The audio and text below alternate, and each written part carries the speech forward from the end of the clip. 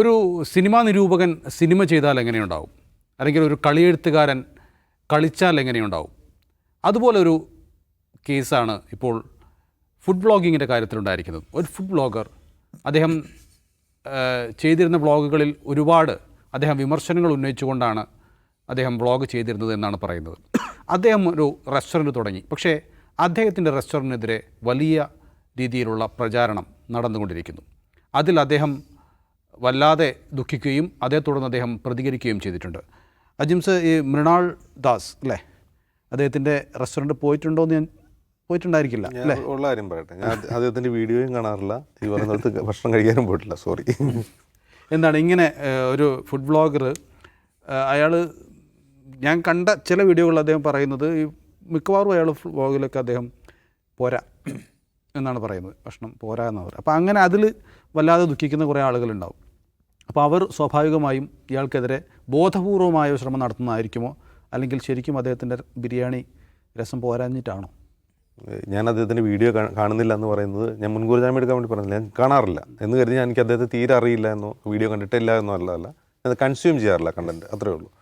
അല്ലെങ്കിൽ എന്താ പ്രശ്നം എന്ന് വെച്ചാൽ വീഡിയോ കാണാണ്ടാണോ അഭിപ്രായം പറയുന്നത് പറയും. ഓക്കെ. അപ്പോൾ ഇതിലെ രസം എന്താണെന്ന് വെച്ചാൽ ഇദ്ദേഹത്തെ ഫസ്റ്റ് നമ്മൾ പരിചയപ്പെടുന്നത് നമ്മൾ മുമ്പ് ഒരിക്കൽ ഔട്ട് ഓഫ് ഫോക്കസിൽ ഇയാളുടെ ഒരു കണ്ടൻറ്റ് ചർച്ച ചെയ്തിരുന്നു. അതെന്താണെന്ന് വെച്ചാൽ ഖാദർ കരിപ്പൊടി എന്ന് പറയുന്ന ഒരു വ്ളോഗറെ കുറിച്ച് എന്തോ ഒരു നിയമപ്രശ്നം ഉണ്ടായി കഴിഞ്ഞപ്പോൾ ഈ ഇൻഫ്ലുവൻസേഴ്സ് കൂടി ഒരു സംഘടന ഉണ്ടാക്കാൻ ശ്രമിച്ചു. അപ്പോൾ അങ്ങനെ ഒരു സംഘടനയെക്കുറിച്ച് ഇദ്ദേഹം ഒരു വീഡിയോയിൽ അഭിപ്രായം പറയുന്നുണ്ട്. അവർ മൊത്തം വേറെ ആൾക്കാരാണ്, മറ്റേ ടീമാണ്, അതുകൊണ്ട് നമുക്ക് അങ്ങനെ സംഘടിക്കാൻ പറ്റില്ല എന്നൊക്കെ പറഞ്ഞിട്ട് വളരെ വർഗീയമായ ഒരു പരാമർശം നടത്തിയത്. നോർത്ത് കേരളത്തിൽ നിന്നുള്ള മുസ്ലിങ്ങൾ അങ്ങനെ നമുക്ക് ഇവിടെ നിന്ന് പച്ചയ്ക്ക് പറയാൻ പറ്റില്ല, അതുകൊണ്ടാണ്. അപ്പോൾ ഞാൻ ഓർത്ത് എന്താ ഈ മനുഷ്യന്മാരെ പുതിയ തലമുറയിലെ ആളുകളൊക്കെ ഇങ്ങനെയൊക്കെ സംസാരിക്കുന്നത് ഓർത്തു. പിന്നെ ഇവരൊന്നും അങ്ങനെ ഒരു ഹൈലി എന്താണ് പറയുക ഇൻഫോംഡ് ആയിട്ടുള്ള ആളുകളൊന്നും ആവണമെന്നില്ലല്ലോ. ഇൻഫ്ലുവൻസേഴ്സ് എന്ന് പേരുണ്ടെങ്കിലും ഇവരങ്ങനെ പൊളിറ്റിക്കലി ഇൻഫോംഡ് ആയിട്ടുള്ള ആൾക്കാരോ അങ്ങനെയുള്ള ഒരു സാധാരണ മനുഷ്യന്മാർ തന്നെയാണ്. അപ്പോൾ ഒരു മൊബൈൽ ഫോൺ ഉണ്ടെങ്കിൽ എന്തും പറയാവുന്ന ഒരു അവസ്ഥ ഇപ്പോൾ ഉണ്ട്. ഒരു തരം ഡിജിറ്റൽ അനാർക്കി ഇപ്പോൾ നിലവിലുണ്ട്. അതിൻ്റെ ഒരു പ്രശ്നം എന്താണെന്ന് വെച്ചാൽ ഈ ഇൻഫ്ലുവൻസേഴ്സ് എന്ന് പറയുന്ന ആ ഫിനോമിനോൺ അത് ലോകവ്യാപകമായ ഒരു ക്വസ്റ്റ്യനാണ്. അത് യഥാർത്ഥത്തിൽ സമൂഹത്തിന് എന്താണ് നൽകുന്നത്, എന്താണ് യഥാർത്ഥത്തിൽ ഇൻഫ്ലുവൻസേഴ്സ് നൽകുന്നത്, അതുകൊണ്ട് സമൂഹത്തിൽ ഉണ്ടാകുന്ന ഇമ്പാക്റ്റ് എന്താണ്, അതിനെക്കുറിച്ചൊക്കെ കാര്യമായിട്ട് പഠിക്കേണ്ടതുണ്ട്. എന്താണ് ഇവർ സമൂഹത്തിൽ ഉണ്ടാക്കുന്ന മാറ്റം. ഇപ്പോൾ ഇൻഫ്ലുവൻസേഴ്സ് പറഞ്ഞാൽ അവരുടെ ഏറ്റവും വലിയ ശക്തി അവരെ ഫോളോ ചെയ്യുന്ന ആളുകളാണ്. അപ്പോൾ ഈ ഫോളോ ചെയ്യുന്ന ആളുകളെ സംബന്ധിച്ച് ആ സംസാരിക്കുന്ന ആളുകൾ പറയുന്നത് സത്യമാണെന്ന് അവർ വിശ്വസിക്കുകയാണ്. ഈ ചലഞ്ച് നമുക്കുണ്ട്. അപ്പോൾ നമ്മളിവിടെ ഇരുന്ന് സംസാരിക്കുന്നത് ഇവർ ട്രൂത്താണ് പറയുന്നത് എന്നാണ് ഇത് കേൾക്കുന്ന കുറേ അധികം ആളുകൾ വിശ്വസിക്കുന്നുണ്ടാവുക. നിഷാദ് കറക്റ്റ് പറഞ്ഞു എന്ന് കമൻറ്റ് ചെയ്യുന്ന ആളുകൾ ഉണ്ടാവും അല്ലേ, അജിംസ് കറക്റ്റ് പറഞ്ഞു, ഇത് പറയുന്നത് നമ്മൾ പറയുന്നത് സത്യമാണെന്ന് അവരങ്ങ് വിശ്വസിക്കുകയാണ്. അപ്പോൾ ഈ പറയുന്ന കാര്യങ്ങളിൽ സത്യം എന്താണെന്ന് ക്രിട്ടിക്കലി അനലൈസ് ചെയ്യാൻ ഈ കണ്ടൻറ്റ് കൺസ്യൂം ചെയ്യുന്ന ആളുകൾ തയ്യാറാവുന്നുണ്ടോ എന്നുള്ളതാണ് ഒന്നാമത്തെ പ്രശ്നം. ഇപ്പോൾ ഈ മൃണാൾ എന്ന് പറയുന്ന സഹോദരൻ തന്നെ ഇപ്പോൾ ഒരു ഹോട്ടലിൽ പോയിട്ട് പറയുകയാണ് ഇവിടെ മൊത്തം ഫുഡ് മോശമാണ്, ഇദ്ദേഹത്തെ ഫോളോ ചെയ്യുന്നവരെന്താ വിശ്വസിക്കുക അത് ശരിയായിരിക്കും. യഥാർത്ഥത്തിൽ അത് എത്രമാത്രം ഇല്ലീഗലായിട്ടുള്ളൊരു കാര്യമാണ്. അതായത് ഫുഡ് സേഫ്റ്റി ഡിപ്പാർട്ട്മെൻറ്റ് ചെയ്യേണ്ട പണിയാണ് ഇദ്ദേഹം പോയി ചെയ്യുന്നത്. ഈ ഫുഡ് കേടായതാണ്, ഇത് തണുത്തതാണ് എന്ന് ഒരു തരത്തിലുള്ള ട്രയലോ നോട്ടീസോ വിചാരണയോ ഇല്ലാതെ ഇദ്ദേഹം ജഡ്ജ് ചെയ്യുകയാണ്. ഈ ജഡ്ജ്മെൻറ്റ് ബൈ ചെയ്യുന്ന 10-30 ലക്ഷം പേര് അദ്ദേഹത്തിന് ഫോളോവേഴ്സ് ഉണ്ടാവും. അപ്പോൾ ഈ 30 ലക്ഷം പേരെ എന്ത് ചെയ്യണം, ഒരു ചെറിയ സ്ഥാപനത്തിനെതിരാക്കുകയാണ് അദ്ദേഹം യഥാർത്ഥത്തിൽ ചെയ്യുന്നത്. അത് ലെജിറ്റിമേറ്റ് ആണോ എന്നുള്ളതാണ് എൻ്റെ ക്വസ്റ്റ്യൻ.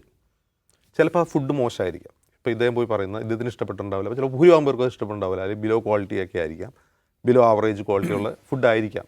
പക്ഷേ ഒരു ഇൻഫ്ലുവൻസർ 30 ലക്ഷം പേരെ കൊണ്ട് ഒരു ചെറിയ സ്ഥാപനത്തെ ജഡ്ജ് ചെയ്യിപ്പിക്കുകയാണ്. ഞാൻ പറയുന്നത് മോശമാണ്. അപ്പോൾ ഇവർ ഈ 30 ലക്ഷം പേര് എന്ത് ചെയ്യുന്നു, അങ്ങോട്ട് പോകാതാവുന്നു. ഇത് സമൂഹത്തിലുണ്ടാക്കുന്ന ഒരു പ്രശ്നമുണ്ട്. നമ്മൾ എന്താണ് പറയുക, നിയമവാഴ്ചയുള്ളൊരു സൊസൈറ്റിയാണ്. ആ നിയമവാഴ്ചയുള്ള സൊസൈറ്റി ആയതുകൊണ്ടാണ് അവിടെ ഫുഡ് സേഫ്റ്റി ഡിപ്പാർട്ട്മെൻറ്റ് റെയ്ഡിന് പോവുക. ആ ഫുഡ് സേഫ്റ്റി ഡിപ്പാർട്ട്മെൻറ്റ് ചെയ്യുന്ന ഒരു ജോലി അവൻ്റെ കട പൂട്ടിച്ചുകൊണ്ട് 30 ലക്ഷം പേരെ കടയിൽ നിന്ന് അകറ്റിക്കൊണ്ട് ഒരു ഇൻഫ്ലുവൻസർ ചെയ്യുന്നു. ഇത് യഥാർത്ഥത്തിൽ നിയമവാഴ്ചയെ സഹായിക്കുകയാണോ ദുർബലപ്പെടുത്തുകയാണോ ചെയ്യുക എന്നുള്ളത് ആലോചിക്കേണ്ടതാണ്.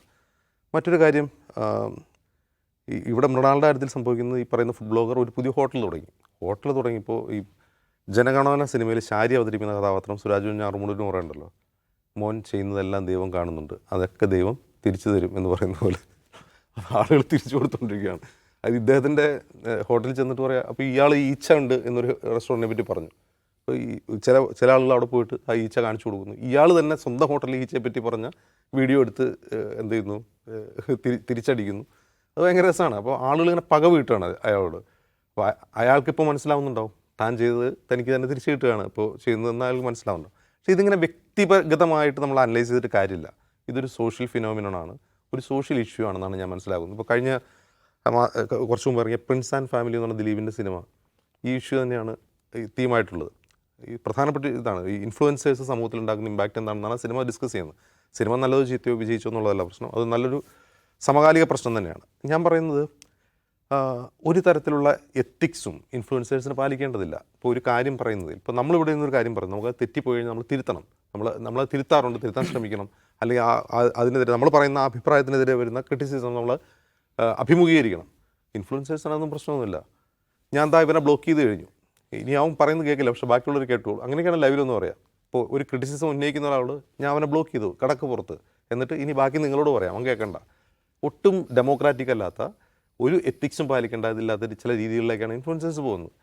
ഇത് ഉണ്ടാക്കുന്നൊരു പ്രശ്നം രൂക്ഷമാണ്. ഒരുതരം ഞാൻ മുമ്പ് പറഞ്ഞ പോലെ ഒരു ഡിജിറ്റൽ അനാർക്കിയിലേക്ക് സമൂഹത്തെ കൊണ്ടുപോവുകയാണ് ചെയ്യുന്നത്. ഭരണകൂടം ചെയ്യേണ്ട കാര്യം ഇതിനെ ഒരു എത്തിക്കൽ പ്ലാറ്റ്ഫോമിലേക്ക് ഈ ഇൻഫ്ലുവൻസേഴ്സിനെ കൊണ്ടുവരിക എന്നുള്ളതാണ്. അതിനെന്ത് ചെയ്യാൻ പറ്റും എന്നുള്ളത് ആലോചിക്കേണ്ട സമയം അതിക്രമിച്ചു.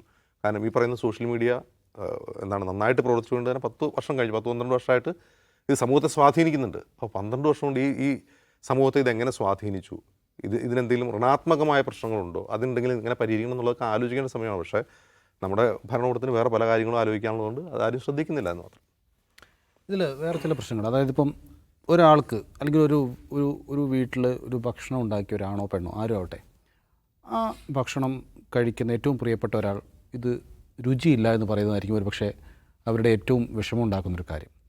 അപ്പോൾ ഈ ഫുഡിന് രുചിയില്ല എന്ന് പറയുന്ന രീതിയിലുള്ള വ്ളോഗ് അതൊക്കെ വല്ലാതെ മാനസികമായി പലരെയും ബാധിക്കുന്നൊരു വിഷയമല്ലേ?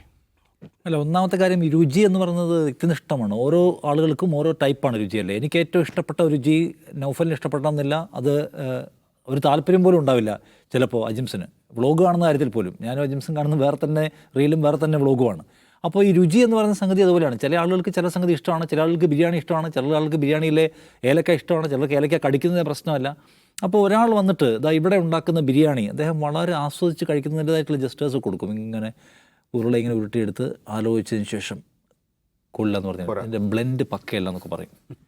അപ്പോൾ അതിൻ്റെ പ്രശ്നം അത് നല്ലതാണോ ഇല്ലയോ എന്ന് ഒരാൾ ജഡ്ജ് ചെയ്യുകയും അദ്ദേഹം ഒരു ആധികാരികമായി പറയുകയാണ് ഇത് മോശമാണ് എന്ന് പറയുന്നതിൽ പ്രശ്നമുണ്ട്. അപ്പോൾ രുചിയെ നിർണ്ണയിക്കുന്നത് ഒരാൾ ഒറ്റയ്ക്ക് നിർണ്ണയിക്കുകയും ഒരു വിധിയായി പറയും എനിക്കിഷ്ടപ്പെട്ടില്ല, ഇഷ്ടപ്പെടുന്നവരുണ്ടാവുമെന്നൊക്കെ പറഞ്ഞാൽ ഓക്കെ, പക്ഷേ എനിക്കിഷ്ടപ്പെടില്ല എന്നൊരു സാധനം പോലും 10-20 ലക്ഷം ആളുകൾ ഫോളോ ചെയ്തൊരു പ്ലാറ്റ്ഫോമിൽ വന്നിരുന്ന് പറഞ്ഞാൽ ഉണ്ടാക്കുന്ന ഇമ്പാക്റ്റ് ചെറുതല്ല.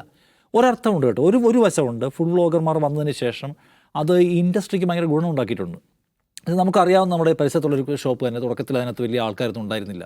2-3 വ്ളോഗർമാരെ വിളിക്കുന്നു, അവർ വരുന്നു, ഈ കടയെക്കുറിച്ചുള്ള 2-3 റീലിടുന്നു. പിന്നെ ഇപ്പോൾ വൈകുന്നേരം എപ്പോഴും അവിടെ തിരക്കാണ്.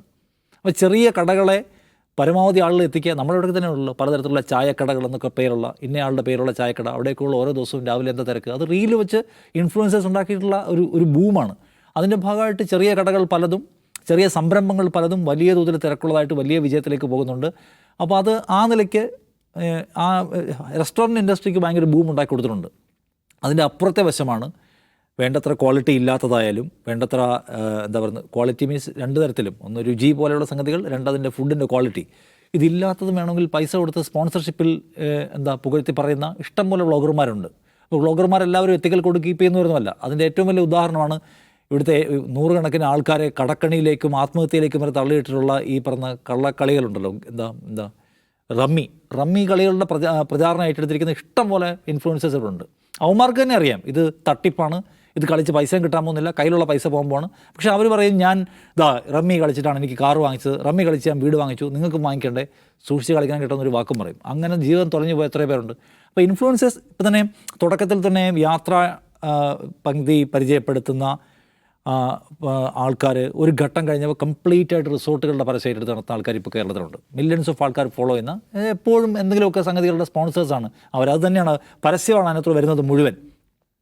അതിപ്പോൾ നമുക്ക് ഇൻസ്റ്റാഗ്രാമിൽ പോലും കാണാൻ പറ്റും. അപ്പോൾ 2 കാര്യങ്ങളുണ്ട്. ഒന്ന്, ഇൻഡസ്ട്രിക്ക് ഈ ഇൻഫ്ലുവൻസേഴ്സായ ആളുകൾ കൊടുത്തിട്ടുള്ള വലിയ ബൂമൊരു വസ്തുനിക്ക് അപ്പുറത്ത് ജെന്യുവിൻ അല്ലാത്ത തരത്തിലുള്ള കണ്ടൻറ്റ് പുഷ് ചെയ്യുക, ജെന്യുവിൻ അഭിപ്രായം അല്ലാത്തത് പറയുക, പ്രചാരണത്തിന് വേണ്ടി പണം വാങ്ങിയും സ്പോൺസർഷിപ്പിലും ചെയ്യുക എന്ന് പറയുന്ന ഏർപ്പാടും നടക്കുന്നുണ്ട്. മൃണാളിൻ്റെ കാര്യത്തിൽ അദ്ദേഹത്തെക്കുറിച്ച് പല ആളുകൾക്ക് അഭിപ്രായ വ്യത്യാസമുണ്ട്. എനിക്കറിയില്ല, ഞാൻ ഒരുപാട് വീഡിയോ ഒന്നും കണ്ടിട്ടില്ല, അദ്ദേഹത്തിൻ്റെ റെസ്റ്റോറൻറ്റ് കഴിച്ചിട്ടുമില്ല. പക്ഷേ അദ്ദേഹം ഈ ഹംഗ്രി മൃണാൾ എന്ന് പറയുന്ന റെസ്റ്റോറൻറ്റ് തുടങ്ങിയതിന് ശേഷം ഒരുപാട് ആളുകളെ നമ്മൾ കാണുന്നു. മൃണാൾ ഞങ്ങളെ ദ്രോഹിച്ചു എന്ന്. തിരുവനന്തപുരത്ത് നിന്ന് ഒരു സ്ത്രീ പറയുന്നു, കോവിഡ് കാലത്ത് 25 ബിരിയാണി വിറ്റ് തുടങ്ങിയതാണ്. അന്ന് ഞങ്ങളുടെ 25 ബിരിയാണിയും അവിടുത്തെ ഒരു പ്രധാനപ്പെട്ട റെസ്റ്റോറൻറ്റ് ബിരിയാണി എടുത്ത് വെച്ചിട്ട് ഞങ്ങളുടെ ബിരിയാണി കൊള്ളില്ല എന്ന് ഇദ്ദേഹം ഒരു സ്റ്റേറ്റ്മെൻറ്റ് അങ്ങ് പറഞ്ഞു. അത് ബിസിനസ്സിനെ ബാധിച്ചു. പക്ഷേ ഇന്നിപ്പോൾ അവർ 100 കണക്കിന് ബിരിയാണി വിൽക്കുന്ന വലിയ ഓൺട്രപ്രണറായി മാറിക്കഴിഞ്ഞിട്ടുണ്ട്. നിങ്ങളിപ്പോൾ ദുരിതം അനുഭവിക്കുന്ന കാണുമ്പോൾ സന്തോഷം തോന്നുന്നു. ഒരു വനിത എന്ന് പറയുന്ന വീഡിയോ കഴിഞ്ഞ ദിവസം കണ്ടു.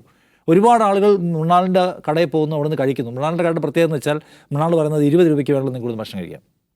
ചോറും ഒരു തൈരും മാത്രം ഉണ്ടെങ്കിൽ ഒരു അല്പം ചോറ്, കുറച്ച് തൈര് 20 രൂപ. ഫുൾ സ്കെയിൽ മൊത്തത്തിലുള്ള ഊണ് കഴിക്കണമെങ്കിൽ നല്ല പൈസയാവും. അപ്പം മൃണാൾ പറയുന്ന മൊത്തം ഊണ് കഴിക്കണം എന്നുള്ളവർക്ക് വേറെ കടയിൽ പോകാം. ചോറും ഒരു ചമ്മന്തിയും മാത്രം കഴിക്കണമെങ്കിൽ അപ്പോൾ ചോറിന് ഇത്ര പൈസ, ചമ്മന്തിക്ക് കറിക്ക് ഓരോന്നിനും പൈസയാണ്. അപ്പോൾ അതിനെ കളിയാക്കിയ ആൾക്കാരുണ്ട്. ഈ ഷോപ്പിൽ ഷർട്ടിന് തീരെ പൈസയില്ല, സാധാരണക്കാർക്ക് വേണ്ടിയുള്ള ഷോപ്പാണ്. അപ്പോൾ ഈ ഷർട്ടിനെ പരിചയപ്പെടുത്തുകയാണ്. അപ്പോൾ ഇപ്പോഴത്തെ ഒരു പ്രധാനപ്പെട്ട മീമായത്. ഷർട്ട് 200 രൂപയ്ക്ക് എടുക്കാം, ക്വാളിറ്റി ഷർട്ടാണ്, സാധാരണക്കാർക്ക് വേണ്ടിയുള്ളതാണ്. പക്ഷേ ഒരു പ്രശ്നമുണ്ട്, എല്ലാവർക്കും എല്ലാ ബട്ടണും ആവശ്യമില്ല. ഓരോ ബട്ടൺ 200 രൂപ വെച്ചാണ് എന്ന് പറഞ്ഞ് കളിയാക്കുന്ന സംഗതികൾ എമ്പാടും വരുന്നുണ്ട്. അപ്പോൾ മൃണാൾ അതിനകത്ത് എന്ന് പറഞ്ഞാൽ റെസ്പോൺസിബിളായിട്ടാണ് അദ്ദേഹത്തിൻ്റെ പണി എടുത്തത് എന്ന ക്വസ്റ്റ്യൻ ആൾക്കാരുണ്ട്. അതിൻ്റെ അഫക്റ്റഡ് പാർട്ടീസാണ് വന്നിട്ട് ഈ പ്രശ്നം ഉന്നയിക്കുന്നതിൽ പലരും. അപ്പോൾ അദ്ദേഹം നമ്മൾ എവിടെയെങ്കിലും പോയൊക്കെ ഒരുപാട് കാര്യങ്ങൾ ജഡ്ജ് ചെയ്തിട്ടുണ്ടെങ്കിൽ അതിൻ്റെ പെർഫെക്റ്റ് സംഗതികൾ പ്രൊവൈഡ് ചെയ്യാൻ നമുക്ക് പറ്റിയിട്ടില്ലെങ്കിൽ ഈ തരത്തിലുള്ള അപകടങ്ങൾ വന്നുകൊണ്ട് ഇപ്പോൾ അദ്ദേഹത്തിൻ്റെ കടയിൽ ആളുകൾ പോകുന്നത് പഴംപൊരിയും ബീഫും കഴിക്കാനല്ല, അത് റീലെടുത്തിട്ട് അതിന് വില കൂടുതലാണെന്ന് പറയാൻ. കഴിഞ്ഞ ദിവസം കണ്ടു ബിരിയാണി എന്ന് പറയുന്നത്, ബിരിയാണി വൈറ്റ് കളറായിട്ട് കിടക്കുകയാണ് ബിരിയാണി, ഒരുമിച്ചല്ല ഇത് വേവിക്കുന്നത്. ഞാൻ അവിടുത്തെ ആൾക്കാരോട് പരാതി പറഞ്ഞൊക്കെ പറഞ്ഞ ഇപ്പോഴത്തെ ഒരു ട്രെൻഡിങ് കോണ്ടന്റ് എന്ന് പറയുന്നത് മൃണാളിൻ്റെ കടയാണ്. അപ്പോൾ മൃണാൾ അദ്ദേഹത്തിൻ്റെ ചരിത്രത്തിൽ ഉണ്ടാക്കി വെച്ചിട്ടുള്ള ഒരു സംഗതികൾ മുഴുവൻ ആൾക്കാർ ഇപ്പോൾ എടുത്തിട്ട് ഓഡിറ്റ് ചെയ്യാണ്. അതിനെനിക്ക് പറയാനുള്ളൊരു കാര്യം ഇതാണ്, ക്വാളിറ്റിയെക്കുറിച്ചായാലും കൊള്ളാം, രുചിയെക്കുറിച്ചായാലും നമ്മൾ ജഡ്ജ്മെൻറ്റിലാവുന്നതിന് വലിയ പ്രശ്നമുണ്ട്. അങ്ങനെ ചെയ്യരുത്. അങ്ങനെ ചെയ്യുന്നതിൻ്റെ കുഴപ്പമെന്ന് ചോദിച്ചാൽ അത് മനുഷ്യരെ ബാധിക്കും, അവരുടെ കച്ചവടത്തെ ബാധിക്കും. ആളുകൾ അനാവശ്യമായിട്ട് മുൻവിധിയോടെ പെരുമാറും. പല ആൾക്കാരും ഭയങ്കരമായ വിരോധം സ്ഥാപനങ്ങളോട് വെച്ച് പുറത്തും. ഒറ്റ വാക്കൊക്കെ പറഞ്ഞു പോയാൽ മതിയല്ലോ, ഉണ്ടാക്കുന്ന അപകടം ചെറുതല്ല. അതുകൊണ്ട് നേരത്തെ അജിംസ് പറഞ്ഞ വളരെ പ്രധാനപ്പെട്ട കാര്യമാണ്, ഈ എടുക്കുന്ന പണിയുണ്ടല്ലോ, വലിയ തോതിൽ ആളുകളെ സ്വാധീനിക്കുന്ന ഈ പണി, ഇതിനെ അക്കൗണ്ടബിൾ ആക്കണം. എല്ലാവർക്കും എവിടെയും കയറി എന്തിനെക്കുറിച്ചും എന്താ അഭിപ്രായം പറയാം എന്ന് വെച്ചാൽ വിരോധമുള്ള കടയുടെ മുമ്പിൽ പോയി ഇന്ന് റീലിട്ട് ആ കടയെ നശിപ്പിച്ച് കളയുമെന്ന് പറയുന്ന ഹുങ്ക് പറയാൻ കഴിയുന്ന തരത്തിൽ റെസ്പോൺസിബിൾ ആവാൻ പാടില്ല. ഇത് കുറച്ച് റെസ്പോൺസിബിൾ ആവണം. മൃണാളിൻ്റേതും ഒരു സ്ഥാപനമാണ്, ഇൻവെസ്റ്റ്മെൻറ്റുള്ള സ്ഥാപനമാണ്, കൊച്ചിയിലാണ്. അപ്പോൾ അത് എന്നെ എല്ലാവരും കൂടി ആക്രമിച്ച് തകർക്കാതിരിക്കട്ടെ. അദ്ദേഹത്തിന് അതിനകത്ത് ഇൻവെസ്റ്റ്മെൻറ്റും കുറേ ജോലിക്കാരോട് ജോലി എന്നൊക്കെ ഉണ്ട്. ഞാനതുകൊണ്ട് അത് തകർന്നു പോകണമെന്ന് ആഗ്രഹിക്കുന്നില്ല. ക്വാളിറ്റി ഫുഡ് പ്രൊവൈഡ് ചെയ്യാൻ കഴിയട്ടെ, അഫോർഡബിൾ ആയിട്ടുള്ള ഫുഡ് പ്രൊവൈഡ് ചെയ്യാൻ കഴിയട്ടെ. അദ്ദേഹത്തെ കളിയാക്കുന്നത് അതിന് ഫ്രണ്ടിൽ പാർക്കിംഗ് കുറവാണ്, കാർ പാർക്ക് ചെയ്യാൻ പറ്റില്ല, ബൈക്ക് മാത്രമേ പറ്റില്ല. പുള്ളി പറഞ്ഞത് ഇത് സാധാരണക്കാർക്കുള്ള കടയാണ്, ഇവിടെ കാർ വരണ്ടെന്നാണ്. കാറ് പോകാൻ സ്ഥലമില്ലാത്തതുകൊണ്ടാണെന്ന് നമുക്കറിയാം. അപ്പോൾ ഇങ്ങനെയൊക്കെയുള്ള നമ്പറൊക്കെ ഒഴിവാക്കി കുറച്ചുകൂടി ജെന്യുവിൻ ആവാൻ അദ്ദേഹത്തിനും പറ്റട്ടെ, ഒരു ബിസിനസ്സും തകർന്നു പോയിരിക്കട്ടെ എന്നാണ് ഞാൻ പറയുന്നത്. മൃണാളിൻ്റെ കാര്യത്തിൽ ഒരു കാര്യം എനിക്ക് പറയാം, അദ്ദേഹം കേൾക്കുന്നുണ്ടെങ്കിൽ അദ്ദേഹം ശ്രദ്ധിക്കേണ്ട ഒരു കാര്യമാണ്. മുമ്പൊരു വീഡിയോ കണ്ടത് എനിക്ക് ഓർമ്മയുണ്ട്. അമൃത ഹോസ്പിറ്റലിനെ പറ്റി ഇദ്ദേഹം ഒരു ചെറിയ ക്ലിപ്പ് ഇട്ടതാണ് ഞാൻ കണ്ടത്. എൻ്റെ മുത്തശ്ശിയെ കൊണ്ട് ഞാൻ കഴിഞ്ഞ ദിവസം അമൃത ഹോസ്പിറ്റലിൽ പോയി. എന്നെ ഏതെങ്കിലും തരത്തിൽ അവശനിലയിൽ കണ്ടാൽ എന്നെ ഒരിക്കലും അമൃത ഹോസ്പിറ്റലിലേക്ക് നിങ്ങൾ കൊണ്ടുപോകരുത് എന്നാണ് പറയുക. ആ വീഡിയോ ഒരുപാട് പേര് കണ്ടതാണ്. കാരണം ഇദ്ദേഹം പറയുന്നത് മുത്തശ്ശിയെ കൊണ്ട് ഹോസ്പിറ്റലിൽ ചെന്ന് കഴിഞ്ഞപ്പോൾ ഒരു വീൽ ചെയർ, ഒരു സ്ട്രെച്ചർ പോലും ഇല്ലായിരുന്നു. ഞാൻ ഒരുപാട് പേരെടുത്ത് കരഞ്ഞിട്ടാണ് മുത്തശ്ശി ഒരു വീൽ ചെയറിനകത്തേക്ക് കൊണ്ടുപോയി. ഇതൊരു പ്രശ്നം എന്താണെന്ന് വെച്ചാൽ അമൃത ഹോസ്പിറ്റലിലെ കാഷ്വാലിറ്റിയിൽ വീൽ ചെയറൊക്കെ ഉണ്ട്, അവിടെ അറ്റൻഡേഴ്സ് ഉണ്ട്. ആംബുലൻസ് അങ്ങോട്ട് ചെന്ന് കഴിഞ്ഞാൽ അല്ലെങ്കിൽ വണ്ടിയിൽ ചെന്ന് കഴിഞ്ഞാൽ അവർ തന്നെ എടുത്തുകൊണ്ട് പോകും. ഇദ്ദേഹം എവിടെ ചെന്നു, അമൃത ഹോസ്പിറ്റലിൽ ഇപ്പോൾ റിസപ്ഷൻ ചെന്ന് കഴിയുമ്പോൾ അവിടെ വീൽ ചെയറായിട്ട് ആരും വരണമെന്നില്ല, അവിടെ രജിസ്ട്രേഷൻ വഴിയാണ് പോകുന്നത്. അപ്പോൾ ആ വീഡിയോ കാണുന്ന ആളുകൾ എന്താ വിചാരിക്കുക, എന്ത് ആശുപത്രിയില്ല അമൃതയിലേക്ക് പോകരുത് എന്നാണ് വിചാരിക്കുക. അതുണ്ടാക്കുന്ന ഇമ്പാക്റ്റ് ഒന്ന് ആലോചിച്ച് നോക്കുക. അതൊരു പബ്ലിക് ഹെൽത്ത് രംഗത്തെ തന്നെ ബാധിക്കുന്ന ഒന്നാണ്. അപ്പോൾ ഇത്തരം എന്താണ് പറയുക, ഒട്ടും കോമൺ സെൻസ് ഇല്ലാത്ത അഭിപ്രായങ്ങൾ ഈ പറയുന്ന ഇൻഫ്ലുവൻസേഴ്സിൻ്റെ ബലത്തിൽ പറയുന്നത് ഒരു സൊസൈറ്റൽ ഇമ്പാക്റ്റ് ഉണ്ടാക്കുന്നു എന്നെങ്കിലും നമുക്കൊരു വീഴ്ച കിട്ടിയില്ലെന്ന് നമുക്ക് മാത്രമാണ് കിട്ടാത്തത്. അവിടുത്തെ സിസ്റ്റം പൊളിഞ്ഞു കിടക്കുകയാണെന്ന് അനുസരിച്ചിട്ടല്ല നമ്മൾ പറയേണ്ടത്. അല്ലാതെ നമുക്ക് കിട്ടാത്തതാണെങ്കിൽ ഒരു പെർട്ടിക്കുലർ കേസാണ്. ഈ റെസ്പോൺസിബിൾ ആയിട്ടുള്ള സംഗതിയെ ഫിക്സ് ചെയ്യാൻ പറ്റണം. ഇപ്പോൾ നമ്മൾ റിപ്പോർട്ട് ചെയ്യുമ്പോൾ നമ്മൾ ചോദിക്കണം, നമ്മളിപ്പം റിപ്പോർട്ട് ചെയ്യാൻ വേണ്ടി നിൽക്കുന്നു, അപ്പോൾ ആങ്കർ ചോദിക്കുന്നു അവിടെ മഴയുണ്ടോ എന്ന് ചോദിച്ചാൽ, ഇപ്പോൾ ഞാൻ കോഴിക്കോട് ജില്ലയിൽ എവിടെയും മഴയില്ല എന്ന് എനിക്ക് ഇവിടെ നിന്ന് പറയാൻ പറ്റില്ല. അത് ജില്ലയിൽ പലയിടത്തും മഴ പെയ്യുന്നുണ്ട്, അതാണ് ഒരു പ്രശ്നം. ഏതായാലും കുറച്ച് ശ്രദ്ധിച്ചാൽ നല്ലത് അല്ലേ. തഗ്ഗൊന്നും പറയുന്നില്ല.